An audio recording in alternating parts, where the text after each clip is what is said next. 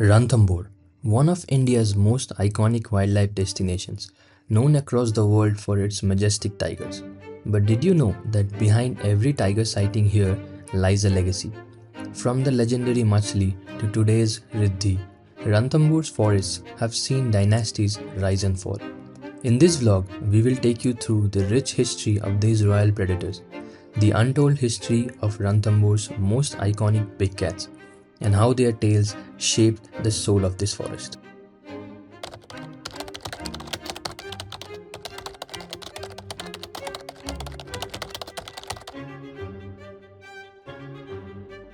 This tale goes back several decades, tracing the lineage of Ranthambore's earliest tiger generations.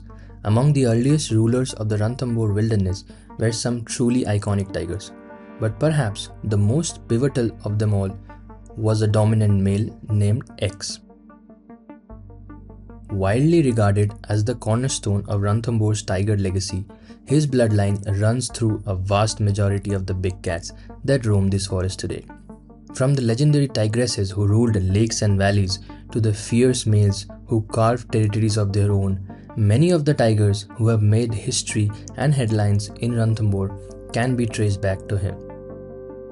But interestingly, this dominant male X never really came into the limelight. It was actually the tigress T16 who truly brought Ranthambore into the global spotlight.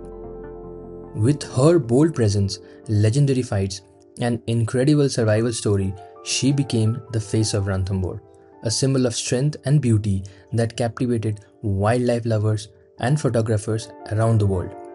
And her name is no other than Machli. Machli, born in 1997, was a tigress unlike any other. Machli got her name from the distinctive fish-shaped mark on the left side of her face.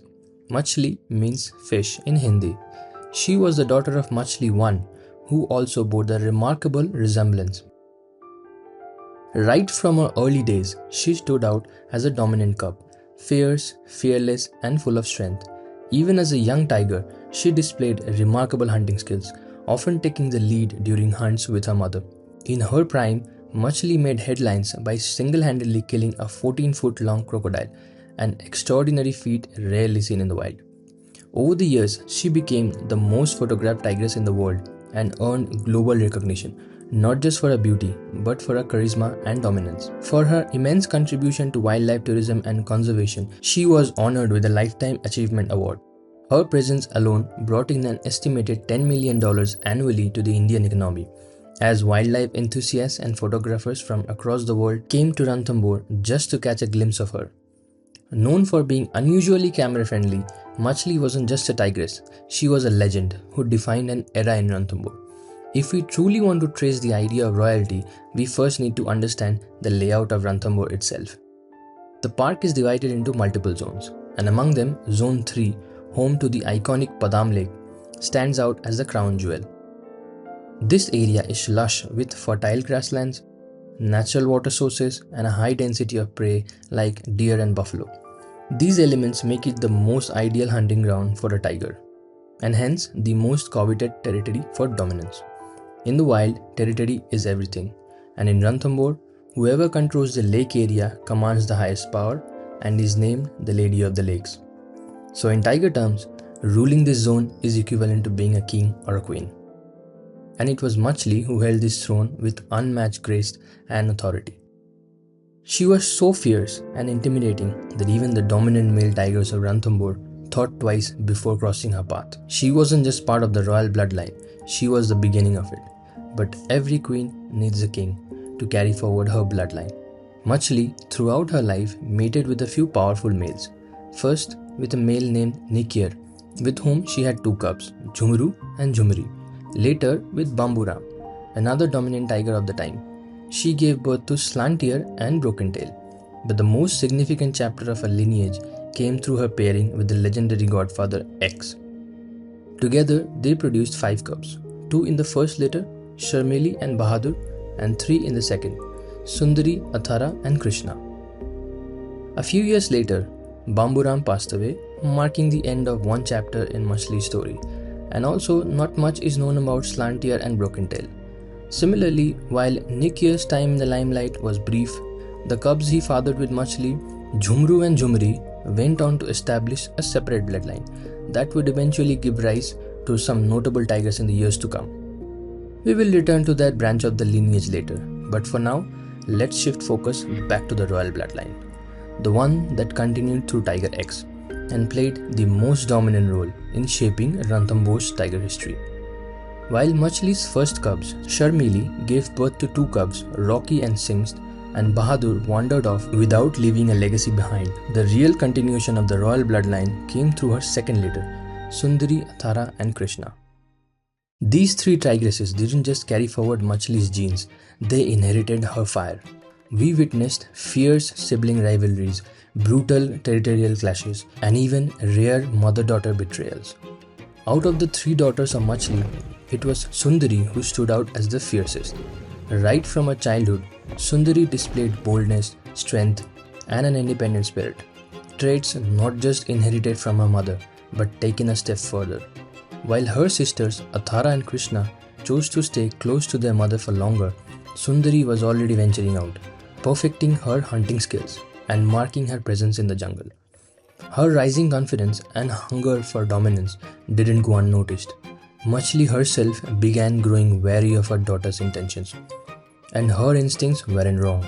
As Sundari matured and came into her prime, her gaze turned steadily towards her mother's territory.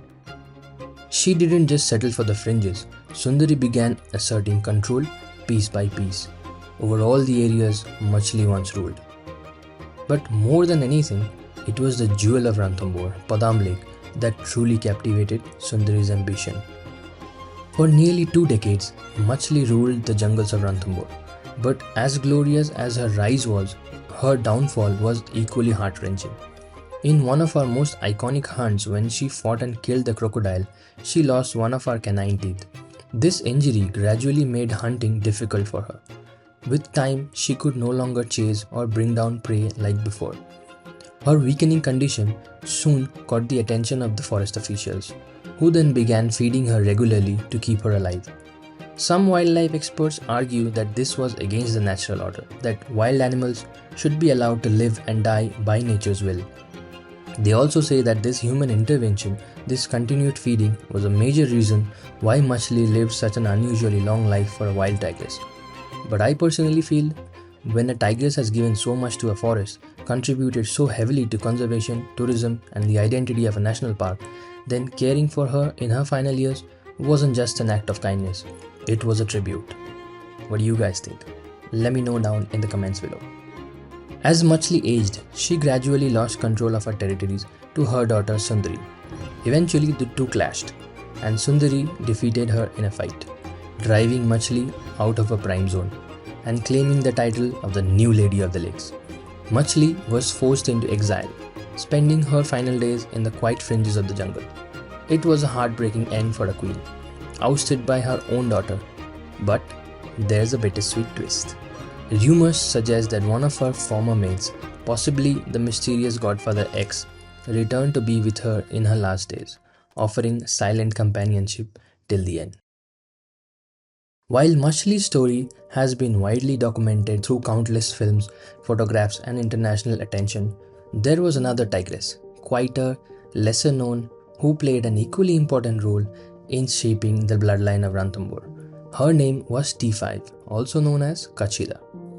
Though she never rose to the same fame as Machli, her contribution to the park's legacy and lineage was significant, and her story, often overlooked, is one we will explore shortly. Sundari, now the undisputed Queen of Ranthambore, ruled with boldness and flair. Her presence was felt in every corner of the jungle. Even the trees knew whom to bow down to. Like a true queen, unchecked, Sundari began indulging in fleeting affairs with dominant males like T24, T25, T28. But despite these, Sundari never bore any cubs, probably because of a radio collar which had to be put on her by the forest officials to track her movements. Ironically, her sisters Krishna and Athara, though less flamboyant, went on to raise families of their own. Yet Sundari had driven them out of her territory as well. X also had an affair with another tigress, T27, which resulted in two cubs, T29 and T28. the latter famously known as Sitara or Star Male, named after the star-shaped marking on his forehead. Star Male would go on to become one of the most dominant and charismatic tigers of his time. With Krishna, he fathered 5 cubs, Akash and Chandra in the first litter, followed by Lightning, Arrowhead and Pac-Man in the second. While these cubs were growing up quietly away from the spotlight, away from the politics of power, territory and corruption of the throne, Sundari was fighting her own battle. Despite her dominance and many encounters, she remained cubless for years. It was only when her radio collar was removed that she finally mated successfully with another powerful male of the time, Dollar. Sundari gave birth to 3 cubs, Teddy Bear, Shai Kachida and W. But her joy was short-lived. With Krishna's children now growing into strong young adults, Sundari realized the tables had turned. The same fear she once instilled in her own mother now haunted her. She was terrified that Machli's grandchildren or Krishna herself might do to her what she had once done to Machli. Driven by that fear, Sundari made the most unexpected move. She abdicated her throne, leaving her territory and vanishing into the deeper forest with her 3 cubs to find a new home, never to be found again. Sensing this opportunity, Krishna returned to reclaim her mother's legacy, settling into Machli's old domain along with her own growing cubs.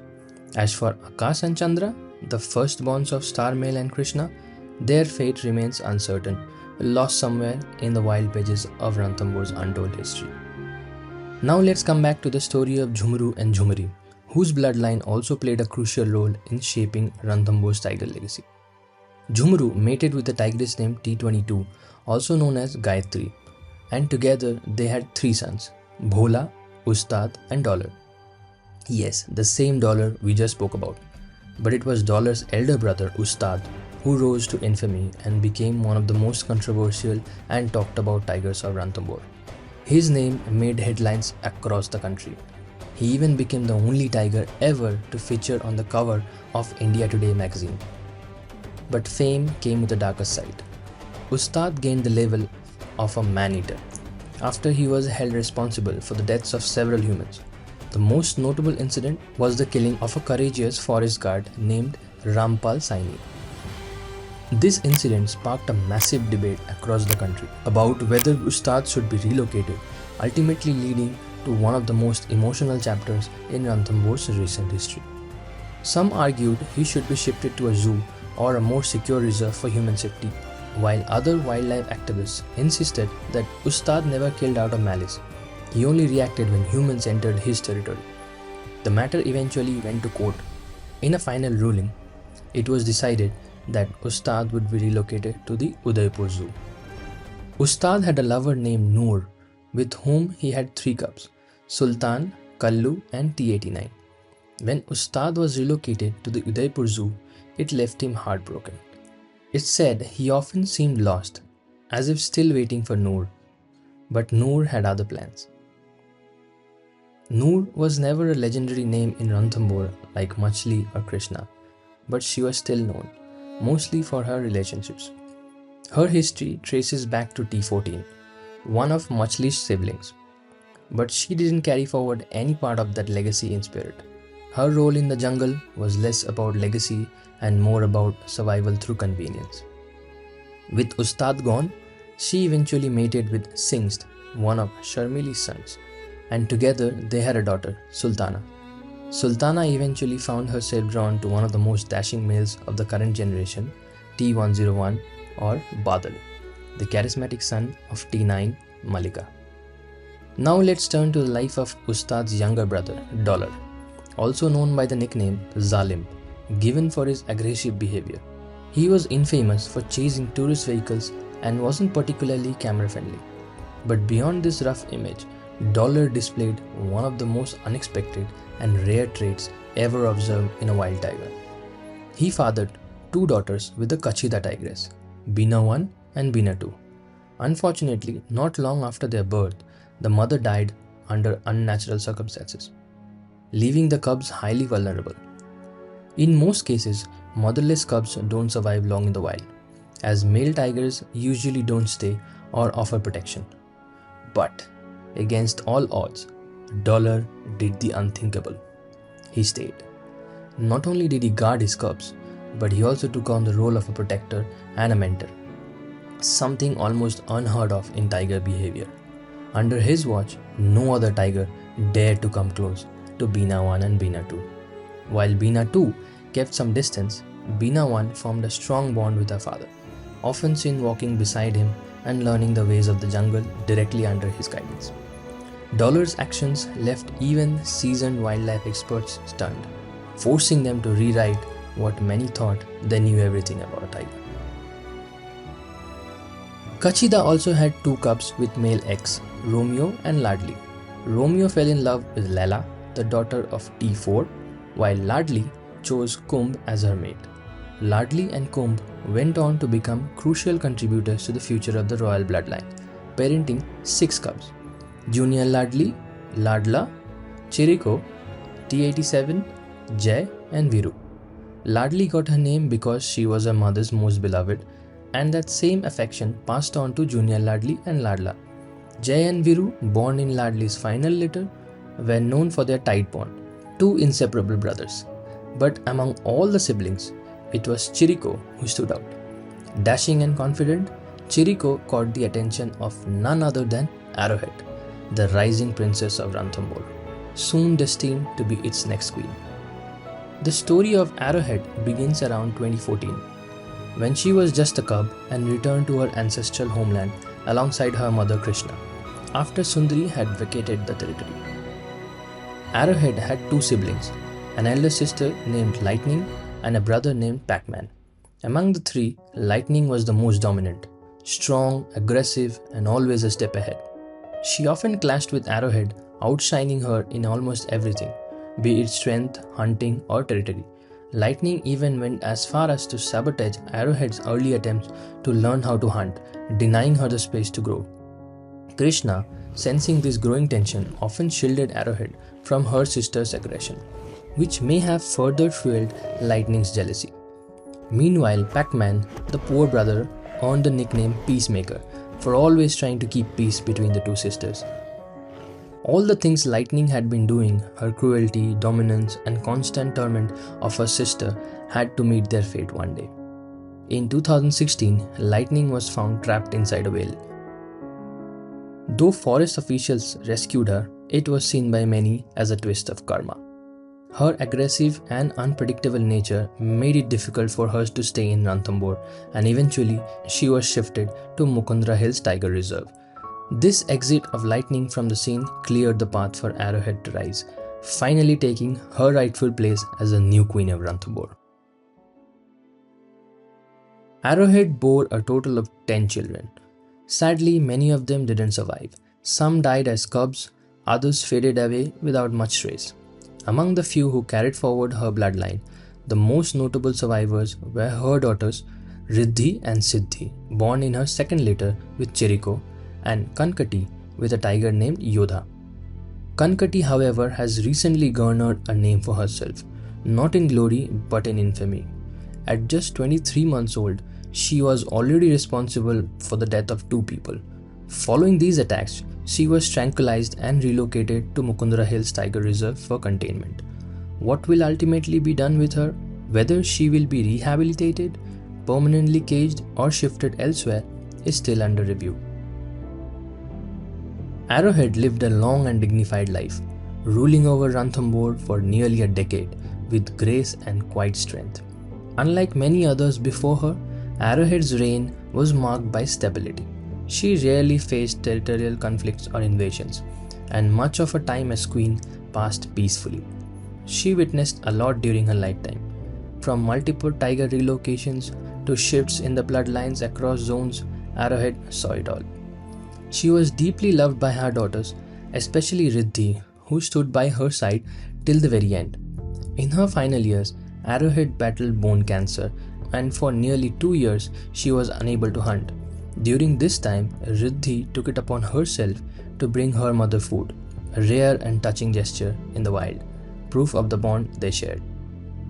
And even in her last days, Arrowhead displayed remarkable strength. In a final act of defiance against death, she stunned the entire wildlife community by taking down a massive crocodile, just as her grandmother Machli had once done. battling cancer, this is an act that's truly beyond imagination. Perhaps this is why tigers remains a force to be reckoned with.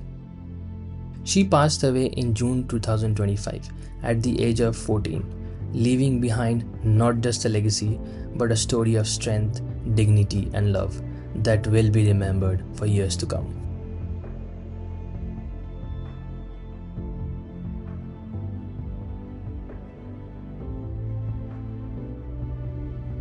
Riddhi and Siddhi, daughters of Arrowhead and Chirico, once again carry forward the same legacy of sibling rivalry that seemed almost etched into their bloodline. From Sundari and Krishna to Arrowhead and Lightning, this pattern of internal conflict continues. Riddhi is the more dominant of the two, bold, fierce, and always quick to seize any opportunity that comes her way. She patrols her territory with confidence and isn't afraid to assert control. Siddhi, on the other hand, is more composed, sharp, observant, and strategic. While Riddhi relies on power, Siddhi relies on wit. Riddhi and Siddhi represent the current generation of royalty in Ranthambore. Riddhi now has 3 young cubs who are yet to be named, but her growing dominance is raising eyebrows. Her thirst for power and ambition to possibly control the entire jungle is becoming intense and frankly a little scary. The way she is expanding her reach, it seems like it's only a matter of time before every creature, every inch of Ranthambore's wildness will have no choice but to bow to her authority. With her influence getting out of control, there are whispers in the forest and among officials that Riddhi might soon have to be relocated. And if that happens, then perhaps, just perhaps, the crown of Ranthambore will pass on to the more deserving Siddhi. If we shift our attention away from all the jungle fights, royal bloodlines and territorial battles, we find a quite heartbreaking story that unfolded at the same time. A tiger named T98 was in love with a tigress called T106. But when T106 was relocated from Ranthambore to Mukundra Hills Tiger Reserve in 2018, it shattered him. In an extraordinary act of love and longing, T98 walked out of Ranthambore.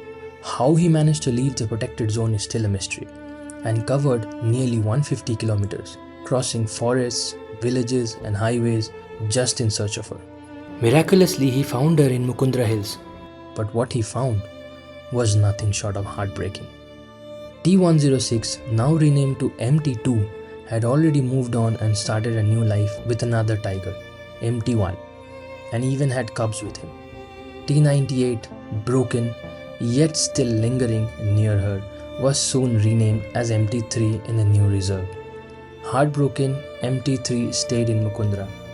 Sadly, within days of entering the reserve, vet teams found him limping. He eventually died, likely from lung infection and heart complications, just as forest staff prepared to move him for better care. His story ending in solitude, far from the jungle he once called home and the tigress he had crossed the world for.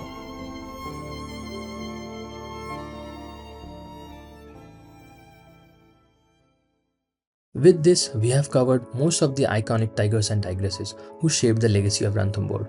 This forest holds more than just wildlife.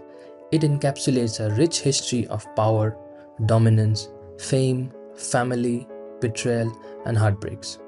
Ranthambore is not just a jungle, it's a living dynasty. Let me know down in the comments below how you find this video and who do you think is destined to be the next ruler of Ranthambore. Will it be Riddhi, Siddhi, or someone entirely unexpected?